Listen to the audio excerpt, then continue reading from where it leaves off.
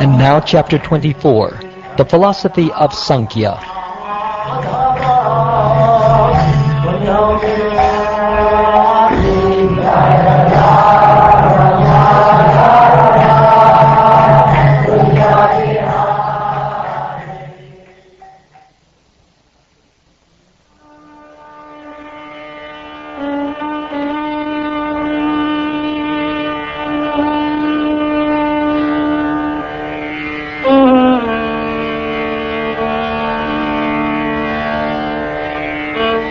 Lord Sri Krishna said, "Now I shall describe to you the science of Sankhya, which has been perfectly established by ancient authorities.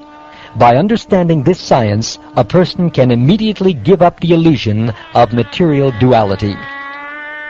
Originally, during the Krita Yuga, when all men were very expert in spiritual discrimination, and also previous to that, during the period of annihilation, the seer existed alone, non-different from the seen object. That one absolute truth, remaining free from material dualities and inaccessible to ordinary speech and mind, divided himself into two categories, the material nature and the living entities who are trying to enjoy the manifestations of that nature. Of these two categories of manifestation, one is material nature, which embodies both the subtle causes and manifests products of matter. The other is the conscious living entity, designated as the enjoyer. When material nature was agitated by my glance, the three material modes of goodness, passion, and ignorance became manifest to fulfill the pending desires of the conditioned souls. From these modes arose the primeval sutra along with the Mahatattva. By the transformation of the Mahatattva was generated the false ego, the cause of the living entity's bewilderment.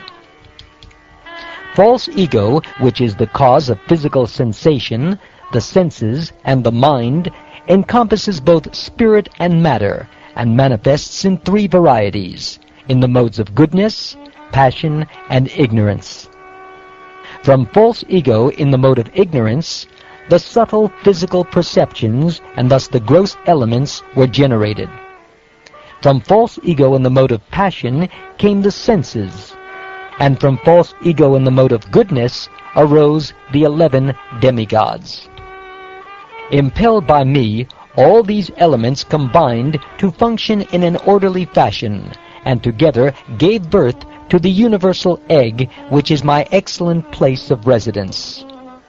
I myself appeared within that egg, which was floating on the causal water, and from my navel arose the universal lotus, the birthplace of self-born Brahma.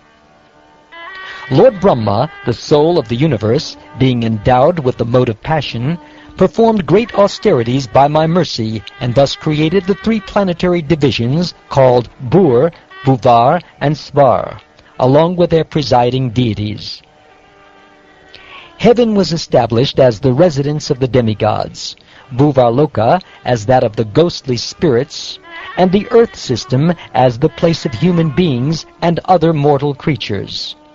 Those mystics who strive for liberation are promoted beyond these three divisions.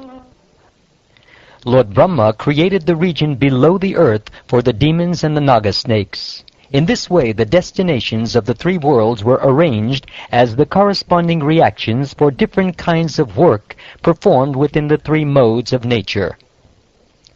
By mystic yoga, great austerities, and the renounced order of life, the pure destinations of Maharloka, Janoloka, Tapoloka, and Satyaloka are attained. But by devotional yoga, one achieves my transcendental abode.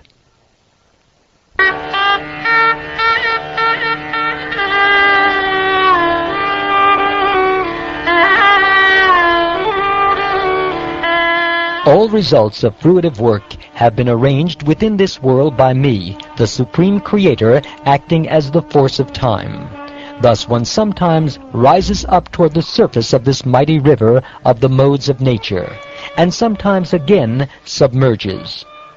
Whatever features visibly exist within this world, small or great, thin or stout, certainly contain both the material nature and its enjoyer, the spirit soul. Gold and earth are originally existing as ingredients. From gold, one may fashion golden ornaments such as bracelets and earrings, and from earth one may fashion clay pots and saucers. The original ingredients, gold and earth, exist before the products made from them, and when the products are eventually destroyed, the original ingredients, gold and earth, will remain. Thus, since the ingredients are present in the beginning and at the end, they must also be present in the middle phase, taking the form of a particular product, to which we assign for convenience a particular name, such as bracelet, earring, pot, or saucer. We can therefore understand that since the ingredient cause exists before the creation of a product and after the product's destruction, the same ingredient cause must be present during the manifest phase, supporting the product as the basis of its reality. A material object, itself composed of an essential ingredient, creates another material object through transformation.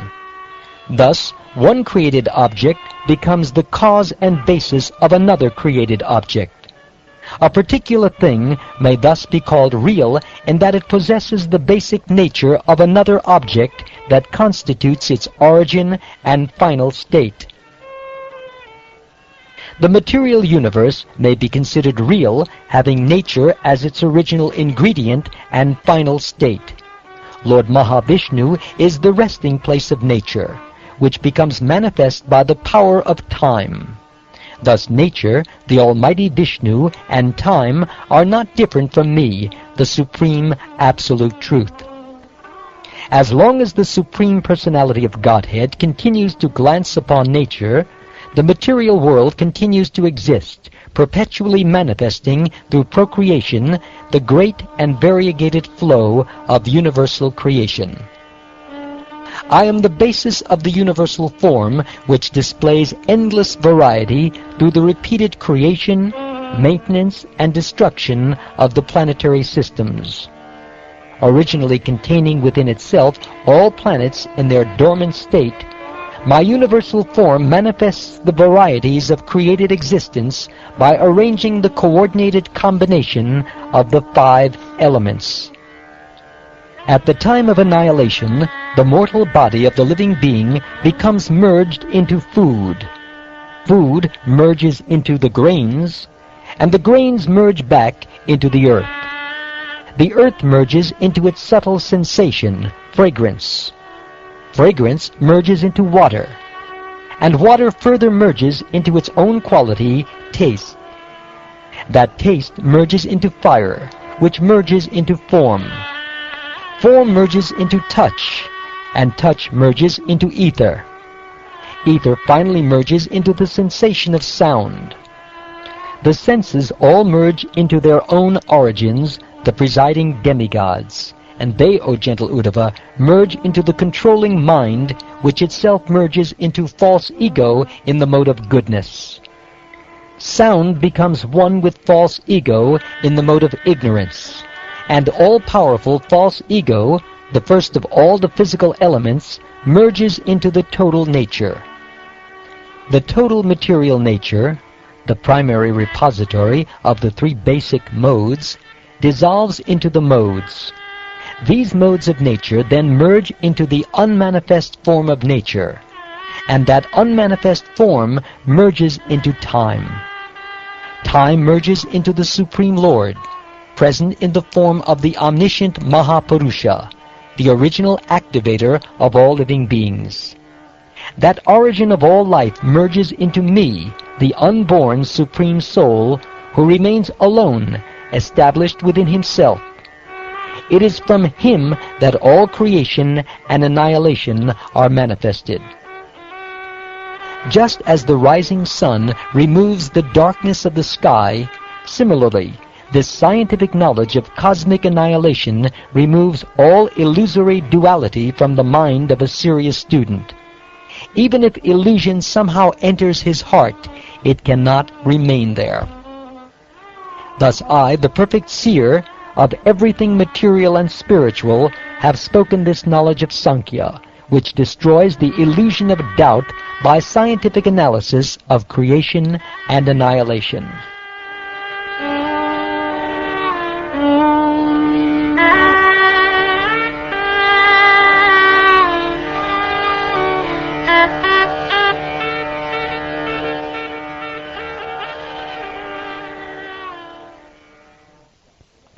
Thus ends the 24th chapter of the 11th canto of the Srimad Bhagavatam, entitled The Philosophy of Sankhya.